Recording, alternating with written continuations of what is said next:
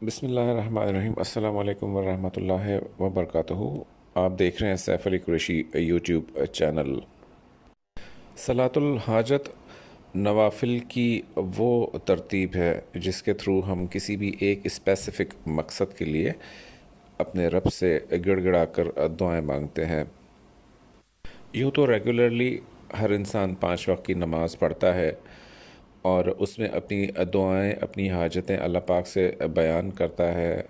नमाज के बाद खुसूसी दुआएं होती हैं, खुसूसी रातें आती हैं, इस किस्म की इबादत की रातें आती हैं, कुछ इस किस्म की मुबारक दिन आते हैं जिस वक्त कबूलियत के जो दरवाज़े होते हैं वो आसमान से खुल जाते हैं।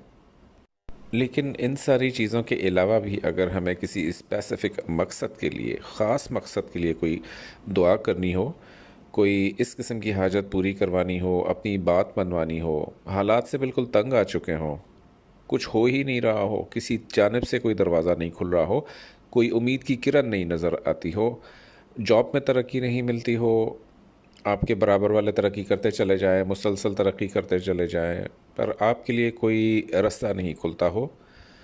अक्सर बच्चियों का देखा गया बैठे बैठे उम्रें गुजर जाती हैं, रिश्ते नहीं आते, आते हैं तो इंटरेस्ट नहीं लेते, कोई एक खामी निकाल के या बाज़-औक़ात चुप साध लेते हैं लड़के वाले, या फिर इंटरेस्ट नहीं लेते, या फिर ये होता है कि जिस मुनासिब जगह रिश्ता करना होता है वहाँ से बात पलट जाती है।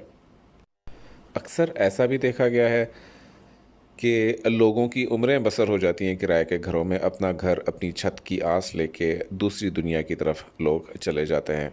या इसके जैसे दीगर मराहिल और मसले, जैसे इम्तहान में पास होना, हस्ब मंशा ग्रेड्स आना, स्पेसिफ़िक्ली जो बच्चे दिन रात एक करके पढ़ाई करते हैं अपने सब्जेक्ट्स के लिए, अपने बेहतर फ्यूचर के लिए, मुस्तकबिल के लिए कुछ करना चाहते हैं, पर जब वो रिज़ल्ट आता है तो उनसे कम अहलियत वाले बच्चे ज़्यादा अच्छे नंबर्स लेके पास हो जाते हैं। तो इसमें एक तो जो सब्र का एलिमेंट है, ये कहा जाता है कि कोई बात नहीं, आप सब्र करें, आपके लिए हक़ में यही बेहतर था, या मसलहत यही थी, या मर्ज़ी यही थी अल्लाह पाक की कि आपके लिए इसी तरह होना बेहतर था। लेकिन इंसान के दिल को सब्र नहीं आता, चैन नहीं आता। वो चाहता है कि हालात को ख़ुद से, अपनी मर्ज़ी से, अपने ऑप्शंस को एक दफ़ा पूरी क़ुव्वत के साथ वो अप्लाई करे अपनी लाइफ में, जो भी उसके पास ऑप्शंस हैं, और स्टैंड आउट करे, भीड़ में से अलग नज़र आए, उसके गोल्स पूरे हों, उसका मकान अपना हो, उसके पास एक अच्छी गाड़ी हो, एक अच्छा जीवन साथी हो, सुकून हो, और इसी सुकून के पीछे इंसान दोनों दिन रात एक करके बहुत सारी चीज़ें करता है, बहुत सारी। लेकिन इसमें जो सबसे पहली चीज़ वो भूल जाता है कि अता करने की ज़ात तो अल्लाह है। अगर उसको मना लिया जाए और साथ साथ उस चीज़ की कोशिश, तमन्ना, डिज़ायर और यकीन रखा जाए कि ये चीज़ अल्लाह पाक ने मुझे कर दी है, मुझे मिल गई है, तो दिल को अजीब सा सुकून आ जाता है। अब ऐसे जैसे अमाल होते हैं, कुछ लोग सलातो तस्बीह पढ़ते हैं, कुछ लोग जो है हाजत के लिए नवाफिल अदा करते हैं। तो ये जो सलातुल हाजत है, ये भी नवाफिल की एक फ़ॉर्म है जो कि हरम पाक में जिनका बयान होता है, हज़रत मौलाना मक्की हिजाज़ी साहब, काफ़ी लोग उनके नाम से वाकिफ़ हैं। तो ये नवाफिल उन्होंने जो है वो अपने एक बयान में इरशाद फरमाए थे। ये यूट्यूब पर भी मौजूद है उनकी वीडियो, और इन्होंने हर रकत में सूरह फ़ातिहा के बाद 100 बार मुख्तलिफ़ आयात पढ़ने को बताई कि ये वो आयात हैं कि जिनके पढ़ने से अल्लाह पाक किसी की भी दुआ रद्द नहीं करते। बल्कि मक्की हिजाज़ी साहब ने तो इन नवाफिल के बारे में ये तक इरशाद फरमाया उसी बयान में कि एक ही रात में हाजत को पूरा करने का अमल है, एक ही रात में। मतलब हाउ वंडरफुल इट इज़ कि अगर आप 4 रकात नवाफिल इस तरह की पढ़ते हैं, इस तरतीब से पढ़ते हैं, जो कि आगे चलकर इस में आपको मैं इसकी डिस्क्रिप्शन दे रहा हूँ, और वो एक ही रात में आपका काम करवा दे। That was very wonderful to know. मेरे लिए बहुत ही ज़बरदस्त एक हैरत का झटका था कि यार, लोग इतने सारे पैसे खर्च करके अपने काम करवाने के लिए बहुत सारे दरों पे मारे मारे फिरते हैं, तो क्या वाक़ई इन नवाफ़िल को अदा करने से एक ही रात में, या चंद रातों में, या 1 महीने में, या चंद माह में, मतलब मैं तो 2-3 महीने तक इसको गुंजाइश देने के लिए उसमें तैयार हूँ कि अगर ठीक है फ़र्स्ट नाइट रिज़ल्ट नहीं आता वाक़तन, लेकिन अगर वो कह रहे हैं कि रिज़ल्ट आता है और उन्होंने खाना काबा में बैठकर इस बात की कसम भी खाई है, तो मेरे लिए कोई वजह नहीं है कि मैं उनकी उनकी बात के ऊपर मैं बिलीव ना करूँ। इन नवाफिल की जो तरतीब है वो बताने से पहले सिर्फ मैं इतना अर्ज़ करना चाहूँगा कि जो लॉ ऑफ अट्रैक्शन है, कानून कशिश, उसको हम इस इन नवाफिल के बाद किस तरीके से यूज़ करेंगे, कौन सा मेथड अप्लाई करेंगे, ताकि जब आप ये नवाफिल अदा कर चुकें तो उसके बाद आपका फोकस अपनी रब पाक से अपनी डिमांड को मनवाने के ऊपर रहे। लेकिन उस डिमांड को तो मनवाने के लिए ये नहीं है कि आपने बस सिर्फ दुआ कर दी, सलातुल हाजत आपने पढ़ ली, अल्लाह पाक कबूल करने वाले हैं। लेकिन है क्या कि हमारे जो माइंड का मैकेनिज़्म है, हमें उस नेमत पे, उस काम के ऊपर या उस चीज़ के ऊपर हमें फ़ोकस रहना पड़ेगा जब तक वो हमें हासिल नहीं हो जाती। और उसको फोकस करने के लिए, उसको खींचने के लिए, बेसिकली कशिश क्या है, खींचना है ना। Attraction is to pull something, is to acquire something in your life. तो उसको करने के लिए कौन सी एक्सरसाइज है, क्या है, तो ये इन नवाफिल के बाद मैं आपको डिस्क्राइब करूँगा। पर वो इसके बाद कीजिएगा ज़रूर, इसे छोड़िएगा नहीं, इस अमल को छोड़िएगा नहीं। लॉ ऑफ अट्रैक्शन का जो मैं अमल आपको अभी बताऊँगा डिस्क्रिप्शन में नवाफिल की। तो नवाफिल का जो तरीक़ा है वो कुछ यूँ है कि पहले एक तस्बीह आप पढ़ेंगे दुरूद पाक की, कोई सा भी दुरूद पाक हो, 100 दफ़ा वो आपने पढ़ना है। अच्छा, वक्त का तयन कैसे करेंगे इसके लिए? आइडियली जो मैंने बताया है काफ़ी लोगों को, जुमेरात की रात हो, इशा की नमाज के बाद आप बैठ जाएं अपना प्रोजेक्ट लेके अल्लाह पाक के हुजूर, 100 दफ़ा आपने ये पढ़ लिया, दुरूद पाक पढ़ लिया। उसके बाद आपने नियत कर ली 4 रकात नफल नमाज सलातुल हाजत की, वास्ते अल्लाह ताला के मुँह मेरा खाना काबा की तरफ, और फ़लाँ हाजत के लिए मैं पढ़ता हूँ या पढ़ती हूँ। फिर आपने नमाज स्टार्ट की सूरह फातिहा के बाद, एक दफ़ा सूरह फातिहा पढ़ी और 100 बार उसके बाद आपने पढ़नी है आयत करीमा, ला इलाहा इल्ला अंत सुबहानका इन्नी कुन्तु मिनज़ ज़ालिमीन। ये 21 सूरह है, सूरह अंबिया कलाम पाक में। उसकी जो आयत है, आयत नंबर है 87 यानी 87, ला इलाहा इल्ला अंत सुबहानका इन्नी कुन्तु मिनज़ ज़ालिमीन। इसके बाद रुकू में चले गए, सजदा कर लिया, फिर खड़े हो गए, फिर सेकंड रकात में सूरह फातिहा के बाद आपने आयत नंबर 83 है, सूरह नंबर 21, वही सूरह अंबिया। आयत है रब अन्नी मसन्नी ज़ुर्र व अंत अरहमर राहिमीन, रब अन्नी मसन्नी ज़ुर्र व अंत अरहमर राहिमीन, 100 दफ़ा ये पढ़ ली। फिर इसके बाद आप रुकू किया, सजदा किया, फिर अतहियात के लिए बैठ गए, फिर खड़े हो गए तीसरी रकत में। फिर सूरह फातिहा के बाद 100 दफ़ा आयत पढ़ेंगे। आयत नंबर 44 है सूरह गाफिर की, गाफिर, व अफ़व्वज़ अमरी इलल्लाह इन्नल्लाह बसीरुम बिल इबाद। ये थोड़ी सी आपको ये कॉमन यूज़ में आयत नहीं है तो याद करनी पड़ेगी। व अफ़व्वज़ अमरी इलल्लाह इन्नल्लाह बसीरुम बिल इबाद, ज़ेर ज़बर पेश की जो गलती है तो अल्लाह पाक माफ़ फरमाए। फिर आपने रुकू किया, फिर सजदे में चले गए, रेगुलर जो जैसे सजदा होता है। 2 सजदे करने के बाद फिर खड़े हो गए। फिर चौथी रकत में सूरह फातिहा के बाद 100 दफ़ा फिर पढ़ेंगे हस्बुनल्लाह व निअमल वकील। ये सूरह आले इमरान, तीसरा सूरह कलाम पाक का, आयत नंबर 173, ये पढ़ेंगे। और इसके बाद रुकू किया, सजदा किया, तशहद पढ़ा, सलाम फेरा, नमाज ख़त्म की। फिर नमाज ख़त्म करने के बाद डायरेक्ट सजदे में आप चले जाएंगे, ये आखिरी सजदा है आपका। और यहाँ पे 100 दफ़ा ये आयत पढ़ेंगे, रब अन्नी मगलूबुन फ़ंतसिर, रब अन्नी मगलूबुन फ़ंतसिर। ये सूरह नंबर 54 है, अल-क़मर, और आयत नंबर 10 है। ये आयत नंबर 10 का छोटा सा हिस्सा है। ये 100 दफ़ा पढ़ेंगे। फिर आपने सजदे से सर उठाया और इसके बाद जो भी आपकी एक दुआ है, जो आपने नीयत में बांधी थी दुआ, वो दुआ पूरी आबोताब क़ुव्वत के साथ अल्लाह ताला के हुजूर खड़े होकर पेश करें, बैठ के पेश करें, सजदे में पेश करें। जितना खुशू और खुजू खशियत के साथ ये पढ़ेंगे आप, ये आपके ऊपर कैफियत इख्तियारी होनी चाहिए। एक आप एक अपने रब की बारगाह में आप कोई चीज़ पेश कर रहे हैं, वो कैफियत तारी होनी चाहिए आपकी। तो ये आपने अपनी दुआ मांग ली। इसके बाद 100 मरतबा फिर से वही वाला दुरूद पाक पढ़ लिया और इसके बाद आप अपना दीगर मामूलात जो भी आपके हैं वो कंटिन्यू करें। अब इसके बाद क्या है, ये तो आपने एक रात वो अमल कर लिया, अब क्या है, अब एक्टिवेट करना है आपने इसी सलातुल हाजत के पीछे अपना लॉ ऑफ अट्रैक्शन का मेथड, जो कि मैं अब आपको बताने जा रहा हूँ। अब लॉ ऑफ अट्रैक्शन का कानून ये है कि कोई भी ख्याल अगर 17 सेकंड तक हमारे जहन का फोकस हासिल कर लेता है, या हमारी जहन की ख्याल की जो क़ुव्वत है वो किसी एक चीज़ पे 17 सेकंड तक मरकूज़ हो जाती है, तो उसका फ़िज़िकल डायमेंशन में वक़ूफ़ पज़ीर होना लाजिम हो जाता है। बट इट डिपेंड्स के लाइक आप कितनी फ़ोर्स अप्लाई करते हैं, कितनी देर बैठते हैं उस ख़याल में।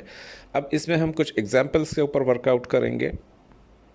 एक चीज़ तो यह है कि लॉ ऑफ अट्रैक्शन हमेशा वहाँ पर एक्टिवेट करना पड़ता है इंसान को जहाँ पर उसके पास कोई विजिबल सोर्सेस ना हो उस चीज़ को हासिल करने के लिए, वसाइल ना हो आपके पास उस चीज़ को पैदा करने के लिए।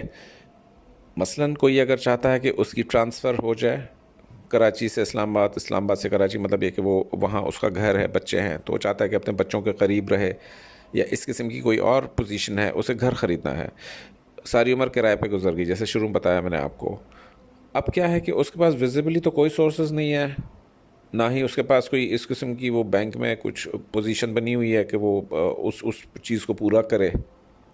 तो अपना जहन वसाइल या मादी जो आपके रिसोर्सेस हैं उनके ना होने के ऊपर फोकस नहीं करना। आपने सिर्फ एक पिक्चर बनानी है, घर की पिक्चर बनानी है। घर आपके पास नहीं है, ये घर बहुत ही बड़ा घर है, खूबसूरत है, इसका एक्सटीरियर कैसा है, इसका इंटीरियर कैसा है, इसमें फ़र्नीचर कैसा है, ये किस जगह वाक़या है, इसमें कमरे कितने हैं, क्या इसमें गाड़ी खड़ी करने की जगह है, क्या यहाँ पे लॉन है, अगर लॉन है तो उसमें फूल कौन से खिले हैं, लॉन के बाहर निकलते साथ ही क्या कोई नहर है जो बह रही है, हवा कैसी चल रही है, सबसे टॉल दरख्त कैसा है इसके अंदर, इसके ऊपर वाले कमरे से पीछे नज़ारा जो है वो किस तरह का दिखाई देता है। ग़ज़ के इतनी तफसील के साथ आपने ये अपनी पिक्चर आंखें बंद करके इसको विजुलाइज़ करना है, इसको देखना है। जैसे हम मराकमे में बैठते हैं, किसी भी वक्त आप बैठ जाएँ, सुबह बैठ जाएँ, दोपहर में बैठ जाएँ, रात में बैठ जाएँ, वक्त की कोई कमी नहीं है, आई मीन कोई पाबंदी नहीं है। तो कम से कम 10 से 15 मिनट ये प्रोजेक्ट आपके माइंड में रहना चाहिए। जब आपने इसको क्लियरली, विविडली, बड़ा ही स्मूथ तरीके से विजुलाइज़ कर लिया, शुरू में तो ज़ाहिर तसव्वुर बांधने में इंसान को मसला पेश आता है, फिर आहिस्ता आहिस्ता ख़यालात का हुजूम जहन से हटने लगता है, जहन एक ही जगह पर फोकस होने लगता है, और ये उसूल है कि इसमें टाइम लगता है। और फिर आहिस्ता आहिस्ता जहन को, क्योंकि आदत नहीं है एक ही जगह बंद के बैठने की, जहन जो है एक लर्चिंग मंकी की तरह इधर से उधर वो छलांगे मारता रहता है, कभी एक ख्याल कभी दूसरा ख्याल। ख्याल क्या है बेसिकली, जहन क्या है इंसान का, एक इंतहाई फर्टाइल किस्म का सॉइल, ज़मीन की मिसाल ले लें। अब ख्याल क्या है, ख्याल एक बीज है जो कि हम उसमें बो रहे हैं। अब वो कब दरख्त बनता है, शाखें निकालता है, कोंपलें फूटती हैं, फ्लावर्स आते हैं, फल लगता है, साया देता है, कितना घना है आपके ख्यालात का दरख्त, ये चीज़ें चलती रहेंगी साथ साथ आपके, और ऐसा ऐसा आपको इसकी आदत पड़ेगी। अपने जहन में जैसी कंडीशनिंग करेंगे, जितना अच्छा इसमें खाद डालेंगे, पानी डालेंगे, इस ख्याल को नर्चर करेंगे, नशोनुमा करेंगे, उतना जल्दी फल आएगा। अब आपने क्या किया, ये 10-15 मिनट आपने इमेजिनेशन कर लिया, इसके बाद आपने आंखें खोल ली हैं और बैठकर इस सीन को पूरा लिखना है डायरी में।